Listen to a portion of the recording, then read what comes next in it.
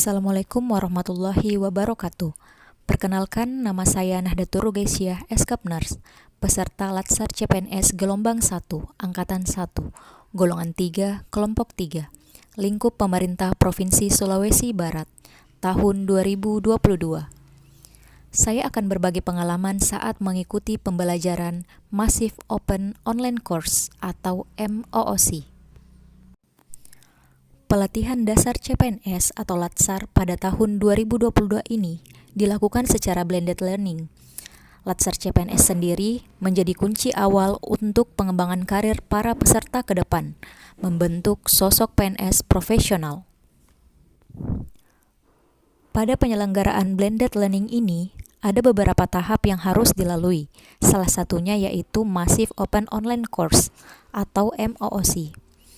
MOOC adalah pelatihan mandiri secara daring sekaligus menjadi komponen pertama pada Latsar CPNS.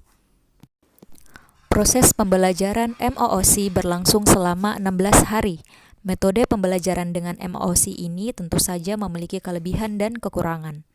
Kelebihan yang saya rasakan pertama terkait waktu.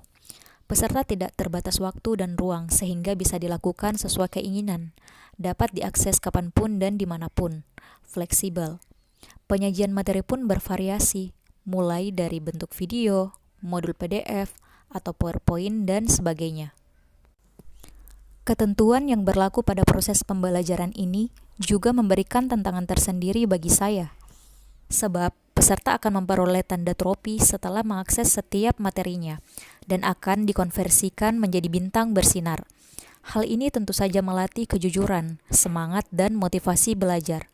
Apalagi, materi ini terdiri dari beberapa menu materi, mulai dari materi kebijakan, agenda 1, agenda 2, agenda 3, dan agenda 4, dengan beberapa submateri di dalamnya.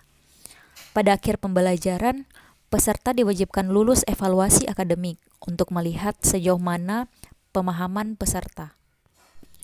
Proses pembelajaran ini sangat membantu saya dalam meningkatkan pengetahuan dan keterampilan terkait sikap perilaku bela negara, nilai-nilai dasar atau core value ASN, yaitu berakhlak, sebagai dasar penguatan budaya kerja di instansi, dengan harapan dapat mendukung pencapaian kerja individu maupun di instansi saya nantinya. Selain kelebihan, tentu saja juga terdapat beberapa kekurangan, yang salah satunya adalah terkait sarana dan prasarana. Kita dituntut membekali diri dengan sarana dan prasarana yang memadai untuk dapat mengakses pembelajaran, baik menggunakan smartphone maupun laptop atau sejenisnya. Akses internet yang terbatas di daerah tertentu juga menjadi salah satu kendalanya. Begitu banyak manfaat yang saya dapat dari tahap awal MOOC ini. Saya sadar, sebagai calon ASN, warga negara terpilih, tentunya harus menjadi contoh di tengah-tengah masyarakat dalam menunjukkan kebanggaan sebagai bagian dari bangsa Indonesia.